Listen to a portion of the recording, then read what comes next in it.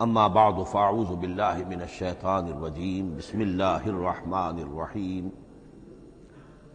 حامیم والکتاب المبین انا جعلناہ قرآنا عربیا لعلکم تعقلون وقال تبارک وتعالی کما ورد فی سورۃ یوسف علیہ الصلاۃ والسلام الف لام را تلک آیات الکتاب المبین انا انزلناہ قرآنا عربیا لعلکم تعقلون وقال عز وجل كما ورد في سورة الزمر قرآنا عربيا غير ذي عوج وقال جل وعلا كما ورد في أول سورة الكهف الحمد لله الذي أنزل على عبده الكتاب ولم يجعل له عوجا صدق الله العظيم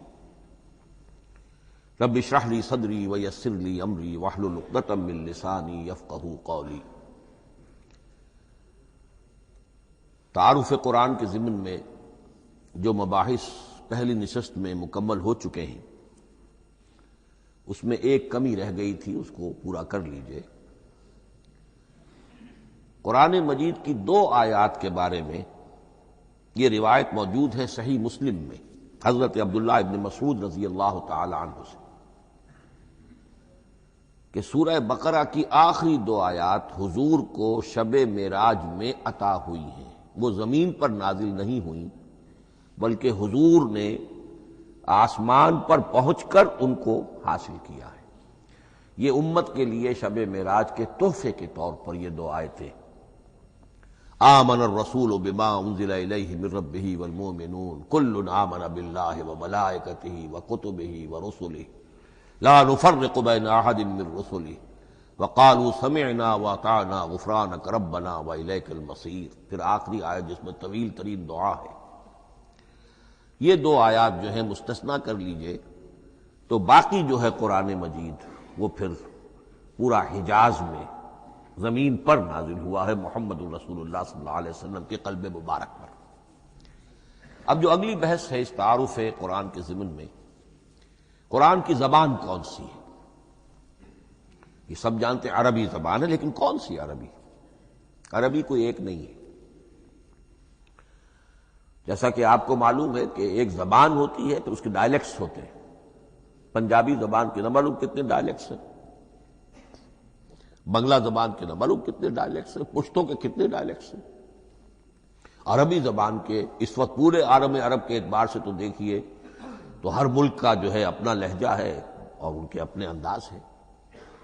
تو خود نزول قرآن کے وقت بھی پورے جزیرہ نمائے عرب میں کوئی ایک زبان نہیں تھی، زبان ایک تھی لیکن اس کے لہجے مختلف تھے، الفاظ مختلف تھے۔ تو یہ جان لیجئے کہ قرآن نازل ہوا ہے حجاز کے بادیہ نشینوں کی زبان میں۔ وہ اصل عربی زبان حجازی قوم سمجھتی تھی، شہری زبان نہیں، دیہاتی زبان۔ یعنی کہ شہروں میں دوسرے ملکوں کے لوگ آتے جاتے رہتے تھے، خاص طور پر مکہ مکرمہ جو ہے وہ تو چونکہ ایک بہت بڑا تجارتی مرکز تھا۔ لإلاف قریش ایلافہم رحلۃ الشتاء والصیف فلیعبدوا رب ھذا البیت۔ ان کے قافلے جاتے تھے، آتے تھے، دوسرے تاجر بھی آتے تھے، تو ظاہر بات ہے کہ شہروں کے اندر تو پھر زبان جو ہے وہ مکسڈ ہو جاتی ہے، خالص نہیں رہتی۔ یہی وجہ ہے کہ قریش کے جو شریف گھرانے تھے، اونچے گھرانے تھے، وہ اپنے بچوں کو صحرا میں بھیج دیتے تھے کہ ان کی پرورش وہاں ہو، وہاں وہ خالص عربی زبان سیکھیں، ان کی زبان جو ہے پولیوٹڈ نہ ہو۔ تو بادیہ نشین حجاز کے، نجد کے نہیں، حجاز کے بادیہ نشین، ان کی زبان میں قرآن نازل ہوا ہے۔ یہ آیتیں اس سے پہلے بھی سامنے آ چکی ہیں سورہ زخرف کی، انا جعلناہ قرآنا عربیا لعلکم تعقلون۔ ہم نے اس اپنے کلام قدیم کو عربی زبان کا جامہ پہنایا ہے۔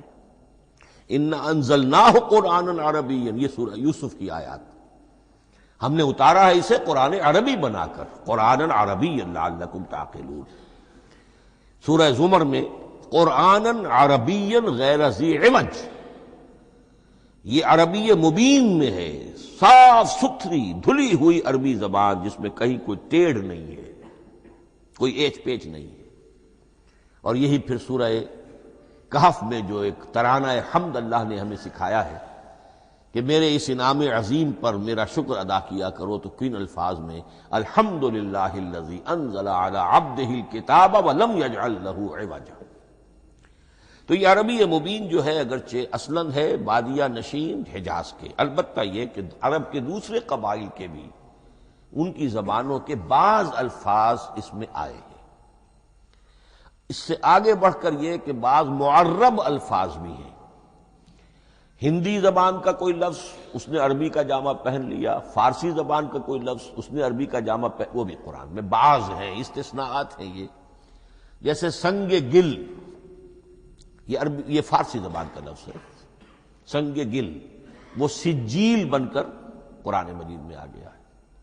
حجارۃ من سجیل، یہ جو الم تر کیف فعل ربک باصحاب الفیل سورہ فیل میں ہے، سنگ گل کا سجیل بنا۔ اس طرح کے کچھ اور الفاظ بھی ہیں، لیکن یہ سمجھیے کہ ایکسیپشنز پروو دی رول، یہ استثناءات ہیں، قاعدہ اپنی جگہ پر قائم رہے گا کہ یہ حجاز کے بدوں بادیہ نشینوں کی جو زبان تھی اس میں قرآن نازل ہوا ہے۔ اس قرآن کے بارے میں، اس کی زبان کے بارے میں جو چند پہلو سامنے رہنے چاہیے، فصاحت اور بلاغت کی معراج، یہ میں بعد میں قرآن کے وجوہ اعجاز پر جب بحث کروں گا کہ یہ کس کس اعتبار سے معجزہ ہے، تو وہاں زیادہ تفصیل سے یہ بات آئے گی کہ عربی زبان کی فصاحت اور بلاغت کی معراج ہے۔ آپ کو معلوم ہے کہ آج بھی دنیا میں یہودی بھی ہیں جن کی مادری زبان عربی ہے، عیسائی بے شمار ہیں جن کی مادری زبان عربی ہے، ان کے ہاں بھی عربی ادب کی چوٹی کی کتاب جو پڑھائی جاتی ہے وہ قرآن ہے۔ یہ انہیں ماننا پڑتا ہے کہ عربی ادب کی جو آخری کتاب ہے، چوٹی کی کتاب ہے، وہ یہی ہے۔ یہودی بھی پڑھائیں گے، جیسے آپ انگریزی زبان پڑھنی ہے سمجھنی ہے تو شیکسپیئر کے بغیر آپ کیسے سمجھیں گے؟ اب وہ تو ایک سٹینڈرڈ ہے۔ اسی طریقے سے یوں سمجھیے کہ عربی زبان عربی ہونے کے اعتبار سے کلام اللہ ہونا اس پر ان کا ایمان نہیں ہے، لیکن یہ کہ عربی زبان کے اعتبار سے اس کی فصاحت اور بلاغت کا لوہا وہ مانتے ہیں۔ پھر اس میں ایک خاص ملکوتی غنا ہے، ڈیوائن میوزک، صوتی آہنگ ہے، عذوبت ہے، مٹھاس ہے۔ لاہور میں ایک صاحب ہیں جو پروفیسر ہیں فونیٹکس کے پنجاب یونیورسٹی میں، وہ کہتے ہیں میں ثابت کر سکتا ہوں کہ جتنے بھی آج دنیا میں اصول ہیں صوتی، یہ خود اپنی جگہ ایک بہت بڑی سائنس ہے، اس کے اعتبار سے میں ثابت کر سکتا ہوں کہ بلند ترین موسیقی قرآن مجید میں ہے، ملکوتی غنا۔ اسی لیے قرآن مجید کو اچھی سے اچھی آواز میں پڑھنے کی تاکید آئی ہے۔ زینوا القرآن باصواتکم، قرآن کو اپنی آوازوں سے مزین کرو۔ اسی طریقے سے من لم یتغن بالقرآن فلیس منا، جو قرآن مجید کو اچھی سے اچھے طریقے پر پڑھنے کی کوشش نہیں کرتا وہ ہم میں سے نہیں ہے۔ اسی طرح کے واقعات بھی ہوئے ہیں۔ حضرت ابو موسیٰ اشعری رضی اللہ تعالی عنہ، وہ بہت خوش الحان تھے، تو ایک روز حضور سفر رات کے وقت کہیں گشت پر تھے، جا رہے تھے ان کے مکان کے قریب سے، تو وہ اس وقت رات کی نماز میں قرآن پڑھ رہے تھے، تو حضور وہاں کافی دیر تک کھڑے ہو کر سنتے رہے۔ ظاہر بات ہے کہ اس وقت کے مکان کیا ہوتے تھے، ایک ایک حجرہ ہوتا تھا، یہ کوئی کئی کنال کی کوٹھیاں تو نہیں ہوتی تھی کہ کیا پتہ چلے ان کے اندر کیا ہو رہا ہے۔ وہ تو حضرت ابو بکر کے مکان کے پاس سے گزرتے تھے تو ان کی تلاوت سنتے تھے، حضرت عمر کے مکان کے قریب سے گزرے ان کی تلاوت سنی، حضرت عمر بلند آواز میں پڑھتے تھے، حضرت ابو بکر بڑی پست آواز میں پڑھتے تھے۔ حضور نے پوچھا کہ تم ایسا کیوں کرتے ہو؟ حضرت عمر نے کہا میں اس لیے کرتا ہوں، زور سے پڑھتا ہوں کہ شیطان بھاگ جائے۔ حضرت ابو بکر نے عرض کیا کہ میں اس لیے پڑھتا ہوں کہ جس کو میں سنا رہا ہوں وہ سنتا ہے، اس کو بلند آواز کی ضرورت نہیں۔ حضور نے کہا کہ ابو بکر تم ذرا اونچی کر لو آواز، اور عمر تم ذرا پست کر لو، ایوریج میں لے آؤ۔ تو بہرحال یہ معاملہ حضور کا صحابہ کے ساتھ ہوتا تھا۔ تو ابو موسیٰ اشعری رضی اللہ تعالی عنہ کی جب قرات آپ نے سنی تو اگلے روز جب ملاقات ہوئی فجر میں، تو آپ نے تحسین فرمائی ان الفاظ میں، یا ابا موسیٰ انک قد اوتیت مزمارا من مزامیر آل داود، اے ابو موسیٰ تمہیں تو اللہ نے آل داؤد کے سازوں میں سے ایک ساز عطا کیا ہے، یعنی حضرت داؤد کے گلے میں جو ساز تھا، خوش الحانی تھی، ان کی آواز نہایت خوبصورت تھی۔ تو اسی طریقے سے اب وہاں کوئی مزمار سے مراد وہ نہیں ہے، آلات موسیقی نہیں، گلے میں جو اللہ تعالیٰ نے رکھا ہے۔ تو انک قد اوتیت مزمارا من مزامیر آل داؤد۔ ایک آخری بات یہ نوٹ کیجئے کہ قرآن مجید کا عظیم ترین احسان ہے عربی زبان پر۔ یہ یوں سمجھیے کہ ایک ستون کی طرح اس زبان کو ٹھہرا دیا ہے، اس کو سٹیبل کیا ہے قرآن مجید۔ آج بھی پوری دنیا میں جسے عرب کہتے ہیں فصیح زبان، لغہ فصحی، وہ ایک ہے، وہ قرآن ہی کی ہے۔ زبانیں بدلتی رہتی ہیں۔ اردو 300 سال پہلے کی دکن میں جب شروع ہوئی، وہ آج آپ پڑھ بھی نہیں سکیں گے وہ کیا اردو تھی ولی دکنی کی۔ پھر وہ کیا اس نے روپ بدلے ہیں، اب وہ اردو کس شکل میں ہے، فارسی کن کن شکلوں میں رہی ہے، مختلف، انگریزی کتنی شکلیں بدل گئی ہیں، لیکن عربی قائم ہے۔ اس کے لیے جیسے کہ قرآن مجید میں آتا ہے کہ ہم نے پہاڑ زمین میں گاڑ دیے اس کو سٹیبلائز کرنے کے لیے، ان تمید بکم، تمہیں لے کر زمین ایک طرف کو جھک نہ جائے۔ تو جس طرح یہ پہاڑ جو ہیں سٹیبلائزنگ ایفیکٹ رکھتے ہیں اس زمین کے لیے، اسی طریقے سے قرآن سٹیبلائزر ہے عربی زبان کا۔ اس کے اندر جو ایک ٹھہراؤ اور جماؤ پیدا کیا ہے، یہ قرآن مجید کا احسان عظیم ہے۔ تعارف قرآن کے ضمن میں اگلی گفتگو، قرآن کے اسماء و صفات۔ عربوں کا ایک خاص ذوق تھا، اور ظاہر بات ہے کہ اللہ تعالیٰ نے جب قرآن نازل کیا ہے تو عربوں کے ذوق کو بھی مد نظر رکھا ہے۔ ان کا ذوق کیا تھا؟ جس چیز سے انہیں محبت ہوتی تھی اس کے وہ بہت سے نام رکھتے تھے۔ گھوڑے کے لیے ہزاروں لفظ مل جائیں گے آپ کو، شیر کے لیے 5000 الفاظ مل جائیں، تلوار کے لیے 5000 الفاظ مل جائیں، یعنی اس شے کی جو بھی صفت ہے اس صفت کے اعتبار سے ایک نام، کوئی اور صفت ہے اس صفت کے ایک اور نام۔ تو وہ صفاتی نام، اب جیسا کہ آپ کو معلوم ہے اللہ کے 99 نام صفاتی تو ہے نا، اللہ کی ایک صفت دوسری صفت، اسی کے اعتبار سے اس کے نام ہیں۔ قرآن مجید کے اسماء علامہ جلال الدین سیوطی رحمۃ اللہ علیہ نے 55 شمار کیے، لیکن وہ بھی مکمل نہیں ہے لسٹ، اس لیے کہ اس میں ایک اہم نام برہان یہ شامل نہیں ہے۔ ان میں سے جو اہم اسماء ہے وہ میں آپ کو سنا دیتا۔ القرآن، جس پر گفتگو بعد میں ہوگی، اس لیے کہ سب سے زیادہ ایک رائے یہ ہے کہ یہ تو اس میں جامد ہے، اس میں علم ہے قرآن کے لیے، پراپر ناؤن ہے۔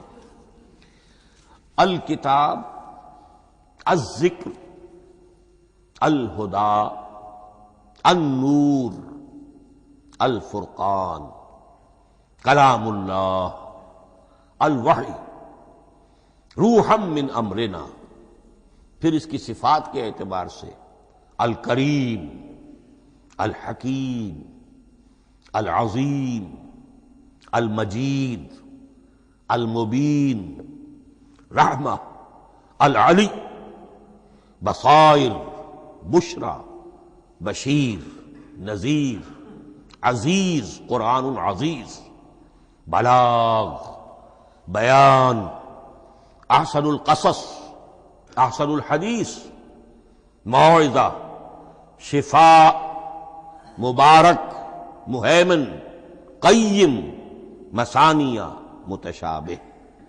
یہ میں نے آپ کو 23 نام بتائے ہیں، لیکن یہ کہ علامہ جلال الدین سیوطی نے 55 گنوائے۔ لیکن جو بحث دلچسپ ہے وہ یہ ہے کہ جو اس کے لیے لفظ القرآن ہے، اس کے معنی کیا ہے اور یہ کس مصدر سے، کس مادے سے یہ لفظ بنا ہے۔ ایک رائے تو یہ ہے کہ یہ اس میں جامد ہے، یہ مشتق نہیں ہے، کسی مادے سے نکلا ہوا نہیں ہے۔ اور یہ بھی آپ نوٹ کر لیجئے، اللہ کے اسماء میں سے بھی ایک نام کو سمجھا جاتا ہے وہ مشتق نہیں ہے، اس میں جامد ہے، اس میں علم ہے، اور وہ ہے اللہ۔ باقی سارے نام صفاتی ہیں، ایک نام، اس لیے اس میں ذات کہتے ہیں، اس کو اس میں ذات۔ لیکن یہ رائے متفق علیہ نہیں ہے، یہ کچھ لوگوں کی رائے ہے۔ ایک رائے یہ بھی ہے کہ یہ بھی اس میں علم نہیں ہے، یہ بھی مشتق ہے الہ سے۔ جیسے حکیم یہ صفت ہے، الحکیم یہ اللہ کا نام ہو گیا، الہ ایک معبود، الالہ معبود برحق، الالہ وہ اللہ بن گیا، ایک رائے یہ۔ لیکن یہی اسی طریقے سے نوٹ کیجئے کہ قرآن مجید کے بارے میں بھی ایک رائے یہ کہ القرآن اس کا اسم علم ہے، پراپر ناؤن ہے، یہ جامد ہے، یہ مشتق نہیں ہے، کسی اور مادے سے نکلا نہیں۔ لیکن جو اکثریت کی رائے ہے، جس پر تقریباً اجماع ہے، وہ یہ ہے کہ نہیں، یہ اس میں جامد نہیں، اس میں مشتق ہے۔ لیکن پھر دو رائے ہیں کہ مادہ کیا ہے۔ ایک قرن قاف را نون اور ایک قرا قاف را حمزہ، یہ دو مختلف مادوں کے بارے میں رائے ہے کہ قرآن ان سے نکلا ہے۔ قرن کہتے ہیں کسی چیز کا قریب ہو جانا، جڑ جانا، مل جانا۔ یہ حج کی جو تین شکلیں ہیں، حج تمتع ہے، حج قران ہے اور حج افراد ہے۔ قران کیا ہے؟ ایک ہی احرام میں عمرہ بھی اور حج بھی دونوں کو جمع کر لیا جائے تو یہ حج قران ہے۔ اسی سے قران الصعدین کا لفظ استعمال ہوتا ہے۔ قرینہ اور قرائن جو ہے اسی سے الفاظ۔ امام فرا کی رائے یہ ہے کہ قرن سے یہ قرآن بنا ہے، اس لیے کہ اس میں بھی اللہ تعالیٰ کی آیات جمع ہو گئی۔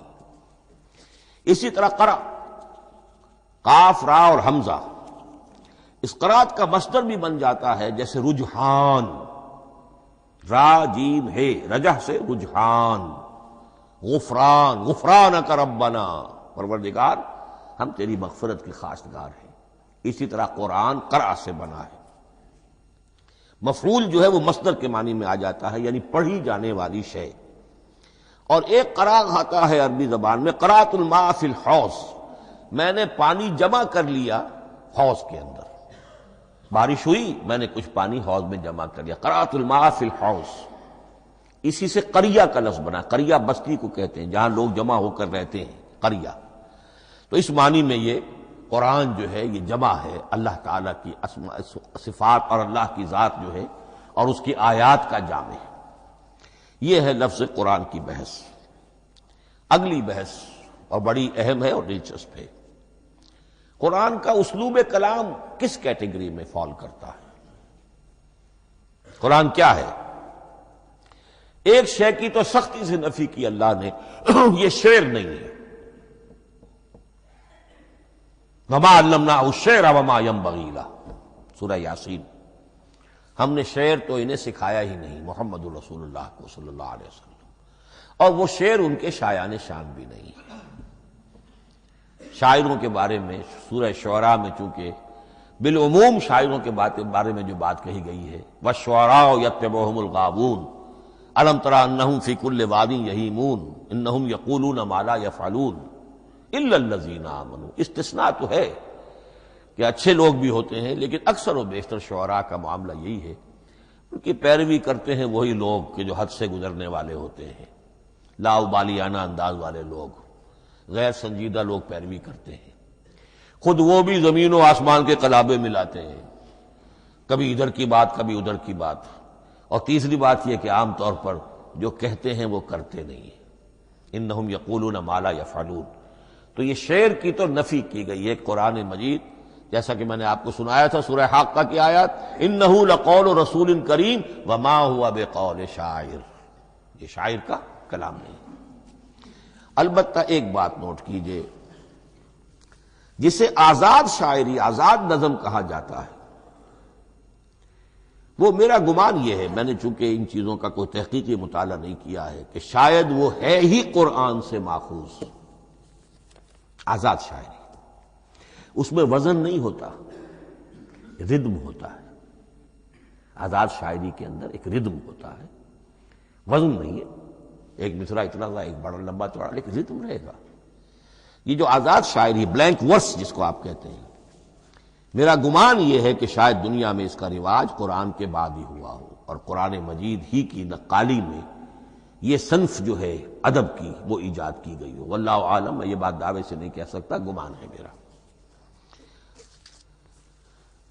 البتہ یہ کہ اب اس سے آگے چلیے، شعر نہیں ہے، نثر ہے، لیکن نثر کے اعتبار سے بھی کون سی کیٹیگری میں آئے گی؟ کیا یہ کتاب عام معنی میں جسے ہم کتاب کہتے ہیں وہ کتاب ہے؟ ایک تو وہ بات تھی نا جو اقبال کے حوالے سے میں نے آپ سے کہی، کتابیں نیز چیزیں دیگر است، اس وقت وہ بات نہیں میں کہہ رہا۔ عام کتابوں سے اس کا فرق کیا ہے؟ ایک کتاب ہوتی ہے، اس میں ہر چیپٹر میں ایک بحث مکمل ہو جاتی ہے، اگلے چیپٹر میں پھر لوٹا کر آپ پہلے چیپٹر کی کوئی بات نہیں کریں گے، پھر وہ بات آگے چلے گی، ابواب ہوں گے، ابواب میں مضمون کے مطابق مضمون آگے بڑھتا چلا جائے گا۔ کتاب کا یہ لازمی وصف ہے۔ قرآن مجید عثمانی میں کتاب نہیں ہے، اس میں قصہ آدم و ابلیس 7 جگہ آ رہا ہے، بار بار آ رہا ہے، سورہ بقرہ میں، سورہ اعراف میں، سورہ ہجر میں، سورہ بنی اسرائیل میں، سورہ کہف میں، پھر سورہ طٰہٰ میں، چلتے جائیے، سورہ صاد میں حضرت موسیٰ علیہ السلام کا قصہ کتنی مرتبہ آ رہا ہے۔ تو قرآن مجید اس کتاب کی کیٹیگری، اس کی ڈیفینیشن پر پورا نہیں اترتا۔ دنیا میں جو کتاب کا معیار ہے، عام اس کا جو اسلوب ہے، اس کی جو ڈیفینیشن ہے، ایک شکل ہوتی ہے مجموعہ مقالات، وہ بھی نہیں ہے، اس میں ہر مقالہ اپنی جگہ پر ایک مکمل شے ہوتی ہے، لیکن یہ کہ وہ دوسرے مقالات سے تو مختلف ہوگی، یہ مجموعہ مقالات بھی نہیں۔ اس کا اسلوب جو ہے وہ خطبے کا ہے، اوریشن، اور یہ کہا جا سکتا ہے it's a collection of divine orations, یہ اللہ تعالی کے خطبات کا مجموعہ ہے۔ مختلف اوقات میں خطبے نازل ہوتے تھے حضور پر صلی اللہ علیہ وسلم، اور یہ بھی جان لیجئے کہ عرب میں ادب کی 2 ہی صنفیں تھیں جو معروف تھیں، یا شعر یا خطبہ، یا خطیب ہوتے تھے بڑے شعرا بیان خطیب، اور یا شاعر ہوتے تھے۔ تو یہ جب شعر کے اسلوب پر نہیں تھا تو خطابت کا اسلوب ہے جو اللہ نے اختیار فرمایا، اور ہر موقع پر، ہر مرحلے پر جو خطبہ اس وقت کے حالات کی مناسبت سے نازل ہوا وہ ایک صورت ہے۔ تو یہ ہے کلیکشن آف ڈیوائن اوریشنز، یہ اللہ تعالی کے مجموعہ خطبات الہیہ اسے کہا جا سکتا ہے، لیکن اس سے جو چند نتیجے نکلتے ہیں وہ نوٹ کرنے ضروری ہیں۔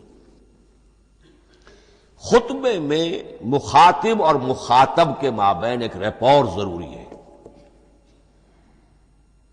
اگر کوئی مصنف بیٹا کتاب لکھ رہا ہے، اس کے سامنے کوئی سامع نہیں ہوتے، وہ تو اپنی مگن میں جو بھی خیال ہے اپنے دل میں وہ لکھ رہا ہے۔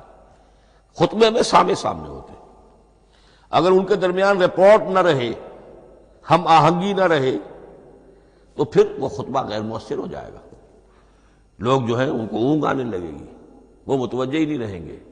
تو ایک رپورٹ مخاطب اور مخاطب ان کے درمیان۔ دوسرے یہ کہ خطبہ کا ایک وصف لازمی یہ ہوتا ہے کہ ایک واقعاتی پس منظر ہوتا ہے پیچھے موجود۔ اب کوئی شخص ہے سیاسی تقریر کر رہا ہے، ایک خاص پس منظر موجود ہے، اس میں وہ ان چیزوں کی طرف حوالے دیتا چلا جائے گا، صرف کوئی تفصیلات بیان نہیں کرے گا، اس لیے کہ وہ لوگوں کو معلوم ہے آج کے دور کا ایک واقعہ ہے، لوگوں کے علم میں ہے، لیکن کتاب میں آپ لکھیں گے تو پھر وہ پورا واقعہ بھی بیان کرنا پڑے گا آپ کو کہ یہ کب ہوا، کیسے ہوا، جس کا میں حوالہ دے رہا ہوں۔ لیکن خطبے کے اندر پس منظر جو ہے وہ موجود ہے، اور اس کے حوالے سے صرف جو اشارات اس کی طرف ہو جائیں گے۔ نمبر 3 یہ ہے کہ خطبے میں تحویل خطاب بہت ہوتا ہے۔ تحویل خطاب سے کیا مراد ہے؟ ابھی خطیب آپ سے بات کر رہا ہے، آپ سے مخاطب ہے، اور کسی وقت وہ فلاں کو جو یہاں موجود بھی نہیں ہے، وہ نواز شریف صاحب کو خطاب کرنا شروع کر دے گا۔ بھائی نواز شریف تو یہاں نہیں ہے، لیکن خطاب انداز وہ تو تقریر مقرر ہے، سیاسی تقریر کر رہا ہے، نواز شریف کو چیلنج کر رہا ہے، نواز شریف یہ کر دو گے تو ہم یہ کر دیں گے، اور نواز شریف یہ تم غلط کر رہے ہو، یا بے نظیر تمہارا یہ معاملہ۔ ہاں بے نظیر تو وہاں موجود نہیں، صدر ایوب صاحب کو جو بھی گالیاں دی جاتی تھی تقریروں کے اندر، وہ خود تو وہاں موجود نہیں ہوتے تھے۔ تو اس میں تحویل خطاب نوٹ کرنا پڑتا ہے، ابھی کس سے بات ہو رہی تھی، ابھی کس سے بات ہو رہی تھی۔ قرآن مجید میں آپ دیکھیں گے ایک آیت میں حضور سے خطاب ہے، اگلی آیت میں کفار سے خطاب ہے، اس سے اگلی آیت میں اہل ایمان سے خطاب ہے۔ تو تحویل خطاب جو ہوتا ہے اس کے حوالے سے نوٹ کرنا پڑتا ہے کہ اس وقت اس آیت کا جو رخ ہے کدھر ہے، اس میں کس کو خطاب کیا جا رہا ہے۔ چوتھی بات یہ ہے کہ خطبے میں صرف عقل سے اپیل نہیں کی جاتی، جذبات سے بھی اپیل ہوتی ہے۔ اسی لیے خطابی انداز کہلاتا ہے، خطابی انداز میں لوگوں کے جذبات سے بھی اپیل کی جاتی ہے۔ جبکہ آپ ایک مقالہ لکھ رہے ہوں گے، اس میں جذبات کی بات نہیں آئے گی، ٹھنڈی ٹھنڈی عقلی باتیں، منطقی باتیں، دلیل صغرا کبرا جوڑیے، نتیجہ نکالیے، وہ لوگوں کے سامنے رکھیے، تصنیف ہے۔ لیکن خطبے کے اندر صرف عقل نہیں، جذبات سے بھی اپیل ہوتی ہے۔ اب یہ سارے اوصاف میں جو بیان کر رہا ہوں، یہ سب قرآن مجید میں بتمام و کمال بدرجہ اتم موجود ہیں۔ اور آخری بات یہ کہ خطبے میں، اور یہ کہ یہ چیز مشترک ہے غزل میں بھی اور قصیدے میں بھی اور خطبے میں بھی، اس کا اول و آخر بہت جامع اور مؤثر ہونا چاہیے۔ اسی لیے مطلع مقطع یہ خاص طور پر ہوتے ہیں نا۔ مقطع میں آپ پڑھی ہے سکون گسترانہ بات، جس غزل کا مطلع جاندار ہے اس کو آدمی پڑھے گا، اور اگر وہ مطلع پھسپھسا ہے وہ باقی نظم پڑھے گا ہی نہیں، چاہے آگے اس کے اندر بڑا عمدہ شعر بھی ہو وہ نہیں پڑھے گا۔ مطلع ہی جو ہے بے جان ہے، پھسپھسا ہے۔ پھر مقطع آخری جو شعر ہو، تو قصیدے میں بھی یہ ہے اور خطبے میں بھی یہ ہے۔ یہی وجہ ہے کہ قرآن مجید کی صورتوں میں اکثر و بیشتر شروع کی آیات اور آخری آیات انتہائی اہم ہوتی ہیں، بہت جامع ہوتی ہیں، جن کو کہا جاتا ہے کہ یہ سور جو ہیں ان کی ابتدائی آیات، خواتین اور پہلی آیات۔ اب سورہ بقرہ کی آیات شروع کی، پھر آخری جو ابھی میں نے آپ کو سنائی، یہی آل عمران کا معاملہ ہے، کس شان کے ساتھ وہ اٹھ رہی ہے۔ یہی سورہ حج کا ہر جگہ پر آپ دیکھیں گے ابتدائی جو ہے خطیب اگر ایسی بات، ایسا انداز اختیار کرے کہ اپنے سامعین کی توجہ کو اپنی طرف مبذول کرا دے، اگر شروع کا انداز ایسا نہیں ہے تو وہ بات آگے بڑھے گی نہیں۔ آخری بات یہ کہ خطبے میں ہمیشہ یہ ہوگا کہ ایک مین سپیکر جو ہے اس کی ایک بات سامنے ہے کہ میں نے یہ بات اپنے سامعین کے ذہن میں بٹھانی ہے، لیکن دائیں بائیں کی باتیں کرے گا، کوئی قصہ بھی سنائے گا، کوئی شعر پڑھے گا، کوئی اور کوئی لطیفہ بھی سنائے گا۔ ہمارے ہاں کے جو بہترین خطیب جو ہوتے تھے وہ احراری حضرات جو ہے بہترین خطیب ہوتے تھے، اور آپ نے سنا مولانا عطا اللہ شاہ بخاری رحمۃ اللہ علیہ، ان کی تقریریں 6 گھنٹے تک لوگ سنتے تھے۔ وہ کبھی رلا بھی رہے ہیں، کبھی ہنسا بھی رہے ہیں۔ عام آدمی تنقید بھی کرے گا کہ یہ کیا ادھر ادھر کی باتیں کر رہے ہیں، لیکن وہ پھر جب آخری تقریر ہوتی تھی تو جب تقریر ختم ہوتی تھی، جو بات وہ ذہن میں بٹھانا چاہتے تھے، دل میں اتارنا چاہتے تھے، وہ بیٹھ چکی ہوتی تھی۔ باقی یہ کہ ادھر ادھر کی چیزیں جو ہیں وہ آکسیلری چیزیں ہیں وہ رہتی ہیں۔ یہ ہیں 6 اوصاف خطبات کے، اور قرآن مجید کے اندر بھی یہ اوصاف کم و بیش موجود ہیں۔ قرآن کا اسلوب خطبے کا ہے۔ اب اگلی بحث پر آئیے، قرآن مجید کی ترکیب اور تقسیم، سنتھیسس اور ڈویژنز۔ اب اس میں سمجھیے کہ کلام جو ہے اللہ کا کلام ہے، کلام مرکب ہوتا ہے کلمات سے، کلمات حروف سے بنتے ہیں۔ عربی زبان کے حروف 28 یا 29 ہیں۔ الف اور حمزہ کو ایک ہی مانیں گے تو 28 رہ جائیں گے، الف علیحدہ حمزہ علیحدہ تو 29 ہو جائیں گے۔ یہ حروف جڑتے ہیں، لفظ بنتے ہیں۔ لفظ محمل بھی ہوتا ہے، لیکن کلمہ وہ کہلاتا ہے جو بامانی لفظ ہو۔ پھر ان کلمات کو آپ جوڑتے ہیں، یہ مرکب توصیفی بن گیا، مرکب اضافی بن گیا، مرکب عددی بن گیا، مرکب جاری بن گیا۔ پھر ان مرکبات کو جوڑ کر فقرہ بنتا ہے، جملہ بنتا ہے، کلام مفید جس کو کہا جاتا ہے۔ قرآن مجید کے اعتبار سے علامہ سیوطی نے مخصوص جو قرآن کی اصطلاحات ہیں ان کے حوالے سے ایک بات کہی ہے، لیکن واقعہ یہ ہے کہ قرآن کی اصطلاحات خود اپنی ہیں، دنیا کی دوسری کسی بھی اصطلاحات پر ان کو قیاس نہیں کیا جا سکتا۔ لیکن جاہز چونکہ قدیم تھے، انہوں نے قرآن مجید کو کہا یہ دیوان کی شکل رکھتا ہے، جیسے کہ حافظ کا دیوان کسی اور کا دیوان۔ سورتیں جو ہیں وہ قصیدوں کی شکل میں ہیں، بیت شعر آیت ہے، قوافی جو ہوتے ہیں شعروں میں قافیہ وہ یہاں فواصل ہیں، آیت کے آخری حروف ایک دوسرے سے مشابہ ہوتے ہیں کہ جن سے پھر وہ صوتی آہنگ پیدا ہوتا ہے۔ الرحمن علم القرآن خلق الانسان علمہ البیان۔ اب یہ ایک فواصل جو ہیں وہ جڑتے چلے جاتے ہیں، ان میں آہنگ پیدا ہوتا ہے۔ لیکن حقیقت کے اعتبار سے پہلی بات یہ نوٹ کیجئے، قرآن مجید کی اکائی ہے آیت، اسے نہ آپ جملہ کہہ سکتے ہیں نہ فقرہ کہہ سکتے ہیں۔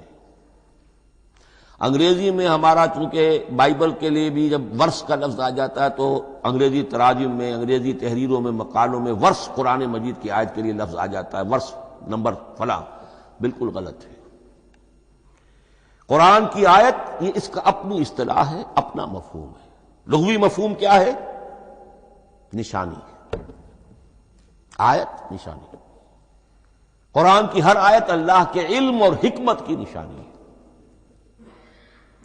اب قرآن کی آیتیں نوٹ کیجئے، صرف حروف پر بھی مشتمل ہے، الف لام میم حروف مقطعات اور آیت بن گئی۔ وہ مرکبات ناقصہ پر بھی مشتمل ہے، والعصر مرکب جاری ہے، حرف جار، آیت ہو گئی۔ پورے جملے پر بھی مشتمل ہے، ان الانسان لفی خسر، ایک جملہ ہے، اور 10 جملوں پر بھی مشتمل ہے۔ اللہ لا الہ الا ھو الحی القیوم لا تاخذہ سنۃ ولا نوم لہ ما فی السماوات وما فی الارض الی آخر الآیہ۔ آیت الکرسی کا انالیسس کیجئے، 10 جملے موجود ہیں اس میں۔ تو نوٹ کر لیجئے، یہ چیز توقیفی کہلاتی ہے، یہ کسی گرامر کے اصول پر نہیں ہے، کسی منطق کے اصول پر نہیں ہے۔ آیات قرآنیہ کی تعیین توقیفی ہے، یعنی حضور کے بتانے پر موقوف ہے۔ حضور نے بتایا والعصر، یہ آیت ہو گئی، آیت ہو گئی، ہم آیت مانیں گے۔ الف لام میم آیت ہو گئی۔ قاف حرف ایک ہے، یہ آیت نہیں ہے۔ نون ایک حرف ہے، آیت نہیں ہے۔ قاف والقرآن المجید ایک آیت بنی، نون والقلم وما یسطرون ایک آیت بنی۔ تو اس طریقے سے اس کو کہتے ہیں توقیفی، موقوف علیہ ہے حضور کے بتانے پر۔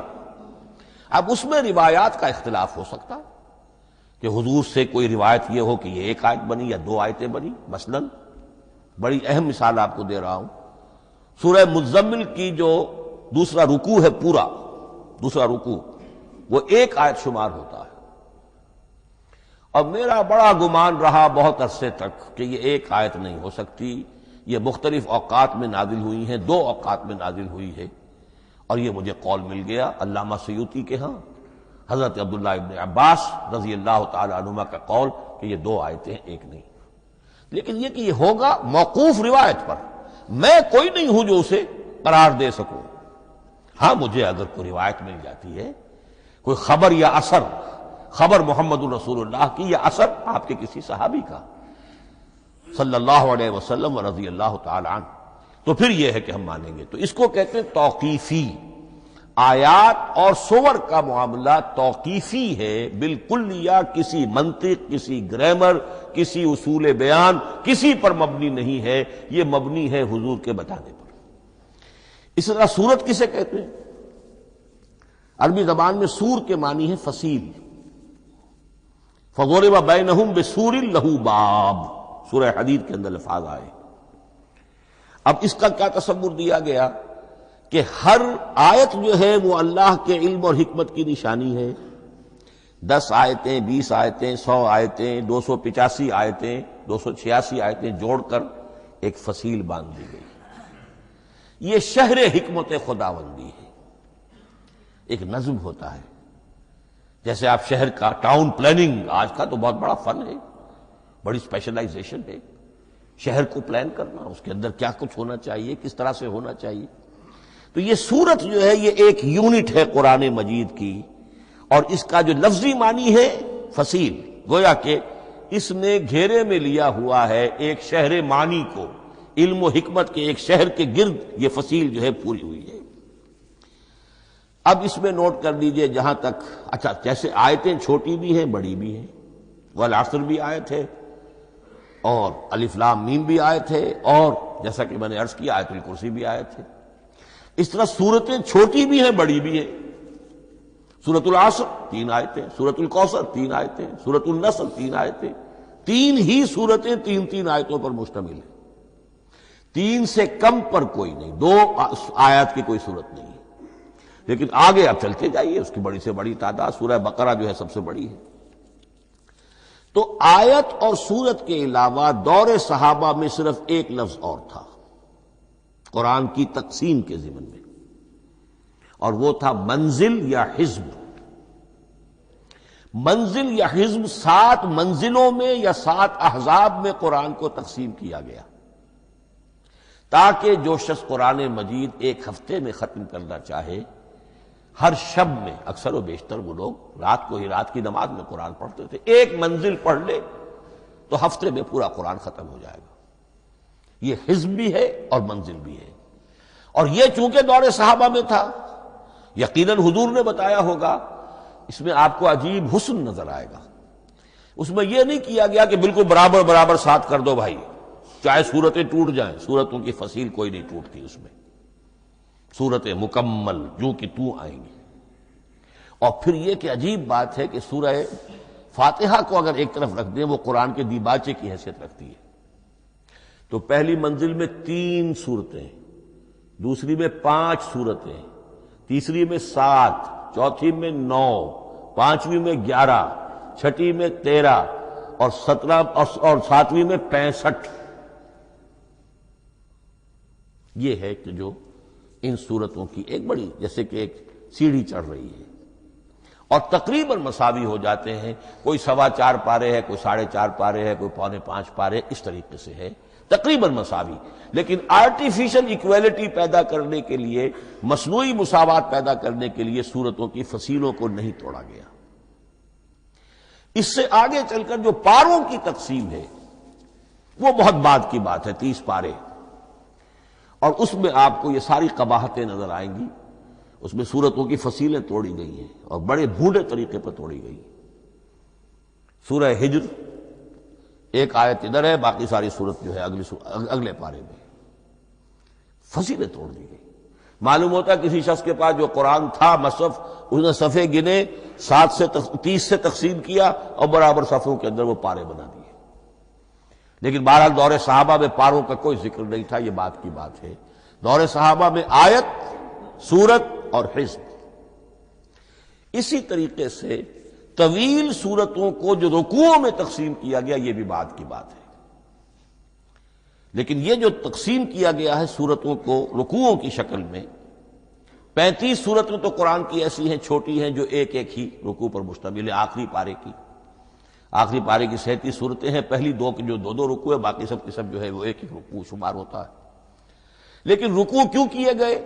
لمبی صورتوں میں سے اگر کچھ حصہ پڑھنا ہے نماز میں، سورہ بقرہ پوری تو نہیں پڑھ سکتے آپ ایک رکعت کے اندر، تو اس کا وہ حصہ پڑھا جائے جس میں ایک مضمون پورا ہو جائے، مضمون نہ ٹوٹے، تاکہ وہاں پر رکوع کرے آدمی کہ جہاں پر کہ وہ مضمون ایک اعتبار سے مکمل ہو گیا.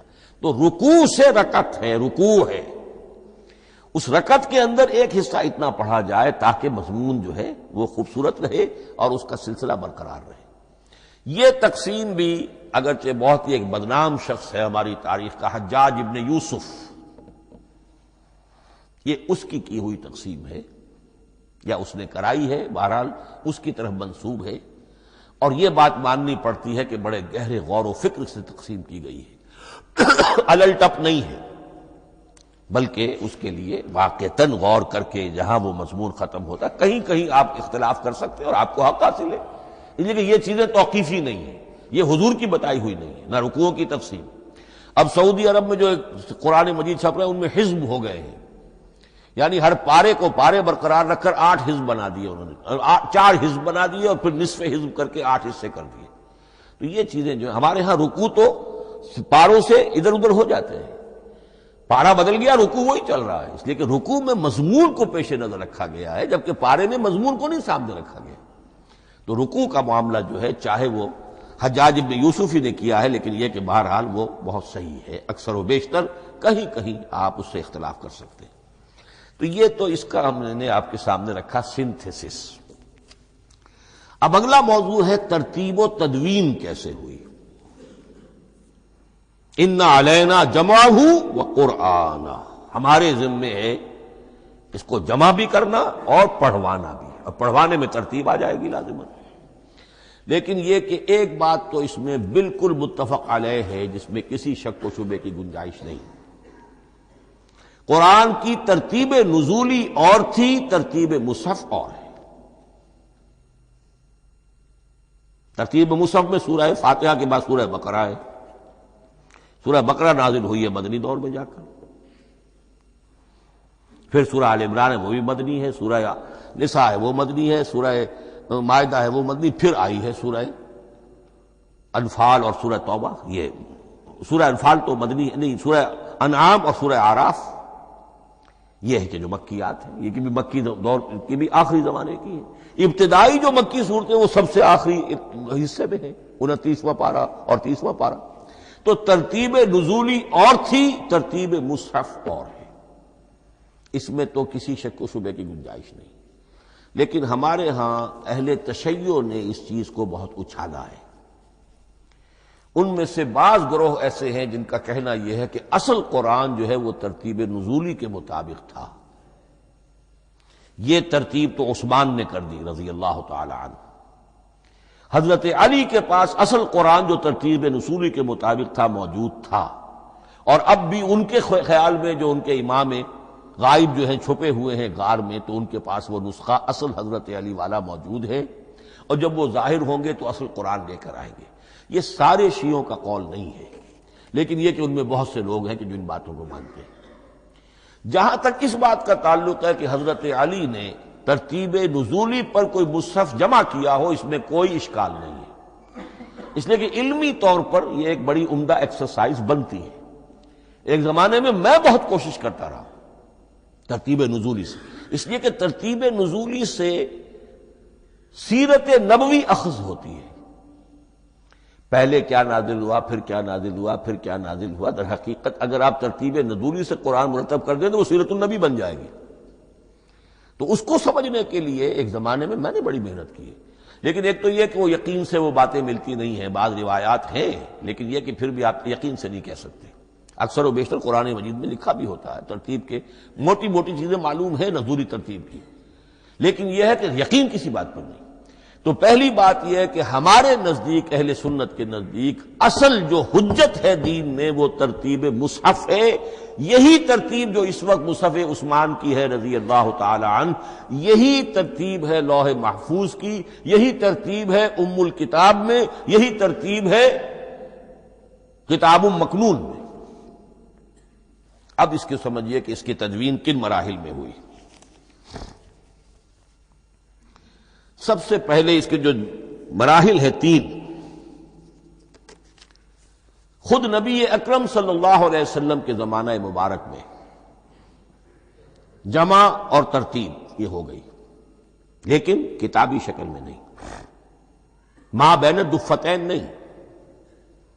حضور نے لوگوں کو پڑھ کر سنایا، اس ترتیب سے سنایا جس ترتیب سے یہ مصحف میں اب موجود ہے، اور ہر رمضان میں حضرت جبرائیل دورہ کرتے تھے حضور کے ساتھ، جتنا کہ قرآن اس وقت تک نازل ہو چکا ہوتا تھا، اور آخری رمضان مبارک آپ کی حیات طیبہ کا جو تھا اس میں 2 مرتبہ پورے قرآن کا دورہ ہوا۔ تو دورہ قرآن بغیر ترتیب کے تو نہیں ہو سکتا۔ تو یہ ترتیب حضور کی ہوئی ہے، توقیفی ہے، اور حضور ہی نہیں اللہ کی ہوئی ہے۔ یہی ترتیب لوح محفوظ میں، کتاب مکنون میں اور ام الکتاب میں ہے، اور یہ ترتیب حضور دے کر گئے ہیں صحابہ کرام کو۔ حفاظ تھے، کتنے حفاظ جو ہیں جنگ یمامہ میں شہید ہو گئے، تبھی تو خیال آیا کہ اس کو کتابی شکل میں بھی مرتب کیا جائے۔ لیکن کتابی شکل میں جسے کہتے ہیں 2 گتوں کے درمیان ایک کتاب مجلد، اس صورت میں جہاں تک میں تحقیق کر سکا ہوں اور جہاں تک ہمارے اکثر و بیشتر لوگوں کی رائے ہے، حضور کے زمانے میں یہ اس طریقے سے ما بین الدفتین، 2 گتوں کے مابین ایک کتاب کی شکل میں قرآن موجود نہیں تھا۔ لوگوں کے سینوں میں محفوظ تھا، جیسے محمد الرسول اللہ کے سینے میں محفوظ تھا۔ ان علینا جمعہ، وہ جمع حضور کے سینے میں کیا اللہ نے۔ اسی طرح پھر صحابہ کرام بے شمار جو حفاظ تھے ان کے سینوں میں محفوظ تھا۔ دوسرا مرحلہ کب آیا؟ جب حضرت ابوبکر صدیق کے عہد خلافت میں جنگ یمامہ میں بہت سے حفاظ شہید ہو گئے۔ اب ایک تشویش پیدا ہوئی، ایسا نہ ہو کہ قرآن ضائع ہو جائے، لہذا اسے کتابی شکل میں مرتب کر لینا چاہیے۔ اس کے لیے پھر بہت سے صحابہ نے حضرت ابوبکر کو اپروچ کیا کہ جتنے قراء ہیں، جتنے کاتبین وحی ہیں، ان سب کو آپ جمع کیجئے اور جمع کر کے اس قرآن مجید کو ایک کتاب کی شکل میں جمع کر لیں۔ حضرت ابوبکر شروع میں بہت ریلیکٹنٹ رہے، بہت ریلیکٹنٹ رہے۔ ان کا ایک خاص مزاج تھا، اتباع رسول کا جذبہ انتہا درجے کا۔ جو کام حضور نے نہیں کیا میں کیسے کروں؟ اگر تو یہ کام واقعی کرنے کا تھا تو حضور کرتے، میں کیسے کروں؟ لیکن یہ کہ جب صورتحال بہت لوگوں کی طرف سے دباؤ پڑا کہ نہیں یہ کر لینا چاہیے، ان کے سامنے بھی حکمت آ گئی، تو پھر انہوں نے اتفاق کرتے ہوئے جتنے بھی کاتبین وحی تھے ان سب کی ایک کمیٹی بنائی اور ان کو کہا کہ اب اس قرآن کو مرتب کر کے ایک کتابی شکل دے دی جائے۔ وہ کتابی شکل حضرت ابوبکر کے دور میں ہو گئی۔ تیسرا مرحلہ کیا ہے؟ یہ کتابی شکل میں جب قرآن مجید آ گیا اور شروع میں یہ اجازت تھی کہ ہر قبیلے، ہر علاقے کے لوگ اپنے لہجے میں پڑھ لیں۔ اب پنجابی ہمارا مسلمان جو ہے وہ چاقو کو کاچو کہے گا تو وہ لکھے ہوئے کو بھی چاقو کو کاچو پڑھ کے نکلے جائے گا۔ تو مختلف لہجوں میں ہونے سے وہ ان کا جو ہے قرآن مجید بدل رہا تھا، کوئی کسی طرح پڑھ رہا ہے، کوئی کسی طرح پڑھ رہا ہے۔ اب اس کی تشویش ہوئی حضرت عثمان کے زمانے میں، جب دور بہت پھیل گیا، اسلام کا دائرہ، دارالاسلام کی وسعت بہت ہو گئی کہ اس طرح اگر یہ لوگ پڑھیں گے اور اپنے اپنے لہجے کی وجہ سے اب اس لہجے میں شکل بدل بھی جاتی ہے لفظ کی۔ کاچو کو کاف الف چے واو لکھنا شروع کر دیں گے پھر کہ کاچو سنا ہم نے، تو چاقو تو سنا ہی نہیں۔ تو ایک لفظ ہے چاقو لکھ رہا ہے اور ایک کاچو لکھ رہا ہے، تو چاقو اور کاچو میں فرق ہو گیا۔ لہذا اس وقت پھر جو کام کیا گیا وہ یہ کہ ایک ہی رسم تحریر، رسم کتابت، رسم الخط میں قرآن مجید کے نسخے تیار کیے گئے۔ اصل میں ایک بہت بڑا مغالطہ ہو جاتا ہے ہمارے جمعوں کے خطبوں میں، حضرت عثمان رضی اللہ تعالی عنہ کے نام نامی کے ساتھ وہ قوافی جو ہیں ان کی مناسبت سے جامع آیات القرآن عثمان ابن عفان رضی اللہ تعالی عنہ، غالب علی کل غالب علی ابن ابی طالب رضی اللہ تعالی۔ اب یہ جو جوڑتے ہیں قافیے، تو حضرت عثمان کے نام کے ساتھ یہ قافیہ جوڑ دیا، اس سے لوگوں کو مغالطہ بھی ہوا اور دشمنوں نے ایکسپلائٹ کیا کہ اس کا مطلب یہ ہے کہ قرآن تو جمع ہوا ہے حضرت عثمان کے زمانے میں، اور حضرت عثمان کے زمانے میں اور حضور کے زمانے میں کم و بیش 15 سال کا فصل تو ہو چکا، گویا کہ قرآن مرتب ہی ہوا ہے حضور کے انتقال کے 15 برس بعد۔ پھر حضرت عثمان کی شخصیت کو خاص طور پر جو سبائی فتنہ اٹھا تھا اس نے ایک ڈسپیوٹڈ پرسنالٹی بنا کے رکھ دیا ہے، نہیں معاذ اللہ، کوئی شک نہیں، لیکن یہ کہ ایک فتنہ اٹھا، فتنۃ الکبریٰ، اور حضرت عثمان رضی اللہ تعالیٰ عنہ کو انہوں نے بدنام کیا، لہذا اس کے نام سے اور بٹا لگ گیا، یہ مصحف عثمان ہے۔ یہ ہے اصل میں وہ حماقتیں کہ جو ہوئی ہیں ہم سے، یہ قافیے ملانے کی وجہ سے، حالانکہ حضرت عثمان کی شان جو ہے وہ در حقیقت جامع آیات القرآن نہیں ہے، جامع الامت علی رسم واحد، پوری امت کو ایک رسم الخط پر جمع کرنے والی شخصیت حضرت عثمان کی ہے۔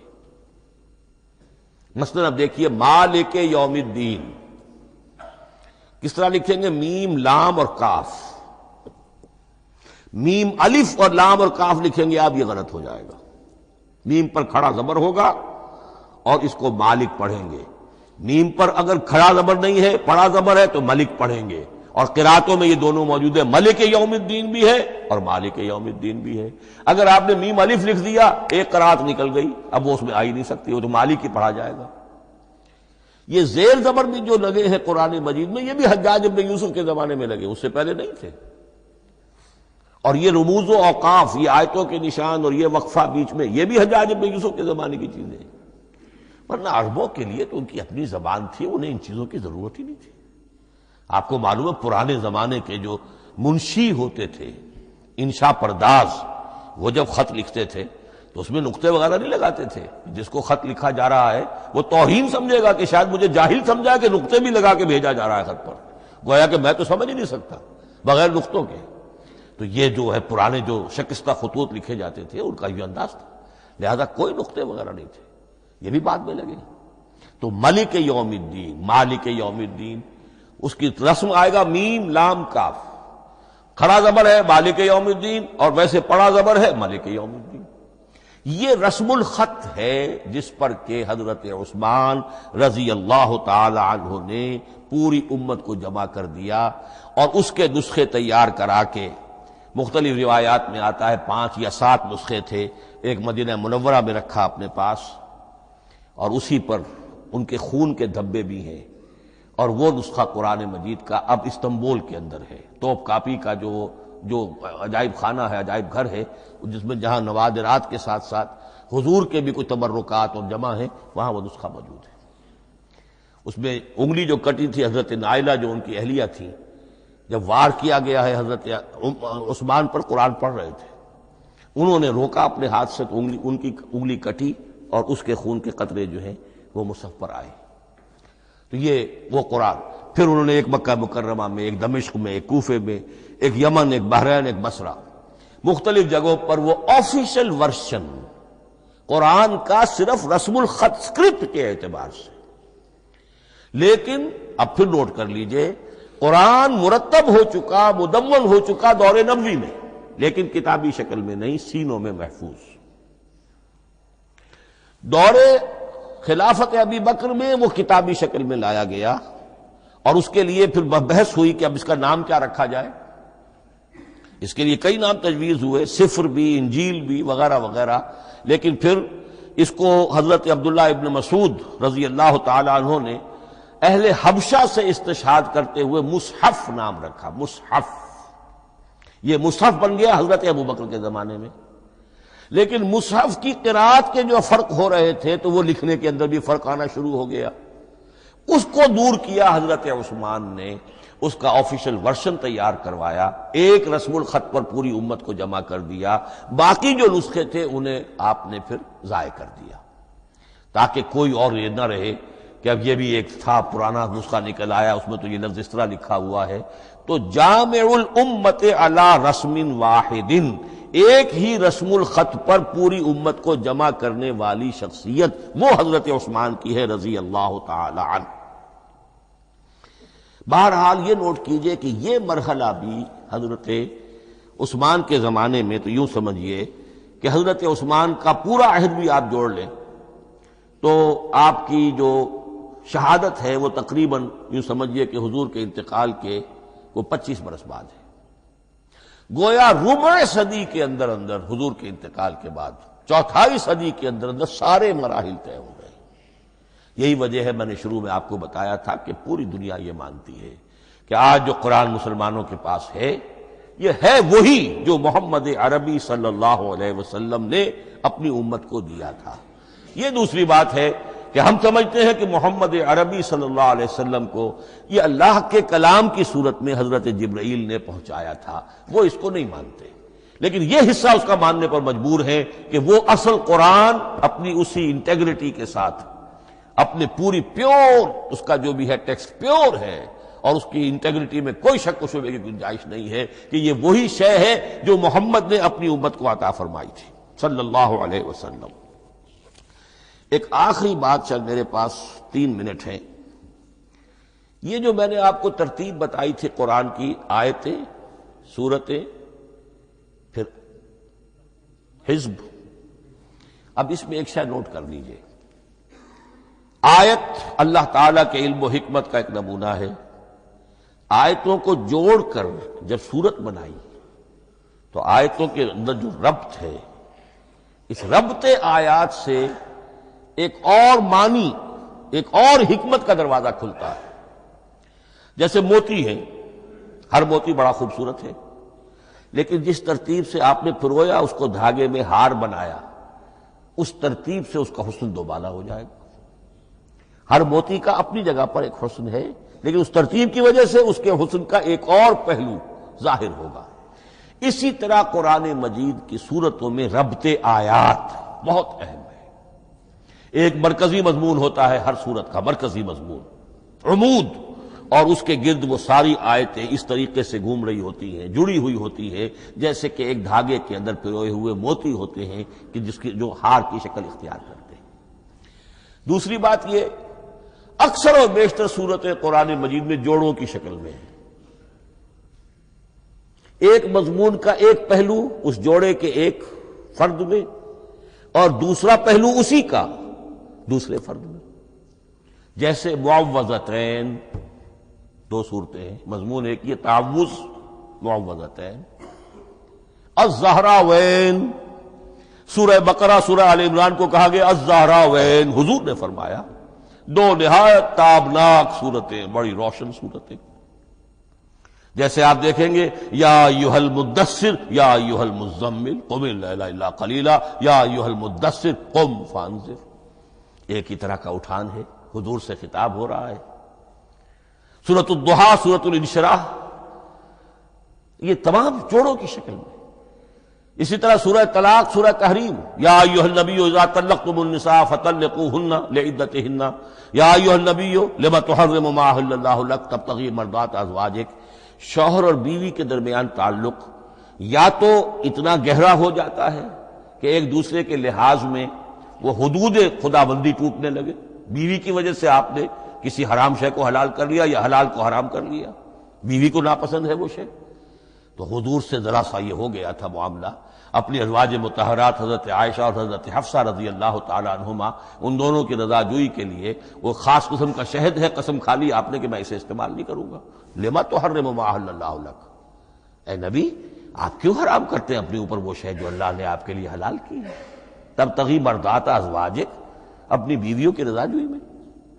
یہ ایک انتہا ہوئی۔ دوسری انتہا کیا ہے؟ میاں اور بیوی میں اتنا بودھ ہو جائے کہ طلاق تک نوبت آ جائے۔ تو سورۃ التحریم ایک انتہا کو بیان کر رہی ہے، سورہ طلاق اگلی اس کے ساتھ جڑی ہوئی وہ دوسری انتہا کو بیان کر رہی ہے۔ سورہ صف حضور کے مقصد بعثت کو بیان کر رہی ہے، سورہ جمعہ آپ کے طریقہ کار کو بیان کر رہی ہے۔ اس طرح قرآن مجید کی اکثر و بیشتر صورتیں جو ہیں وہ جوڑوں کی شکل میں ہیں۔ میرا خیال یہ ہے کہ وقت ختم ہو گیا ہے، اس مضمون کا تھوڑا سا حصہ باقی ہے، وہ انشاءاللہ میں اگلی نشست میں لوں گا۔ بارک اللہ لی ولکم فی القرآن العظیم ونفعنی وإیاکم بالآیات والذکر الحکیم۔